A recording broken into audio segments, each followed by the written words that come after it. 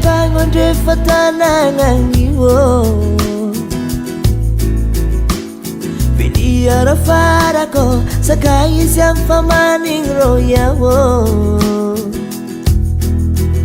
Ulungan onde siwela niya para di tata vela Sirakubo tunga balan Mga erogagayawo Mutia Rovatiko Riu riu riu Tapangon refatanangan iwo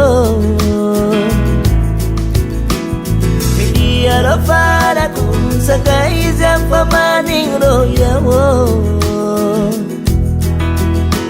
Ulungan onde siwela niya para ni tata vela Sirakubo tunga balan Mga erogagayawo Mutia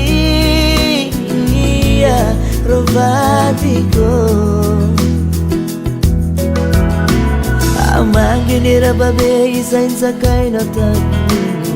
Kagabrong ulangin ulota na dinitingin Mutia Rovatiko Amanginira babe isain sakay na tagpini Kagabrong ulangin ulota na dinitingin Mutia Rovatiko Mutia malaki nauro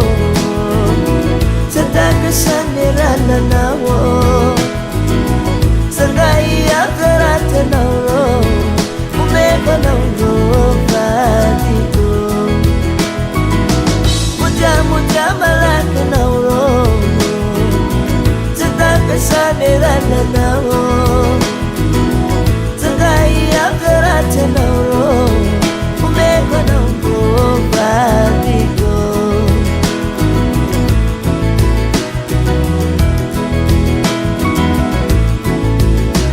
Amanginira babe isain sakay na taminingi Gab-gabrong ulangin ulota na dinitingi Mutia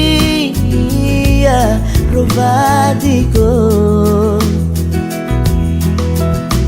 Amanginira babe isain sakay na taminingi Gab-gabrong ulangin ulota na dinitingi Mutia Rovatiko Mutia malaki nauro Setaka sandirana nawo Sagai akarate nauro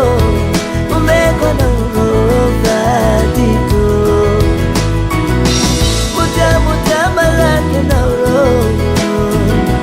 Setaka sandirana nawo Sagai akarate nauro Umeko nauro Rovatiko Umeko nauro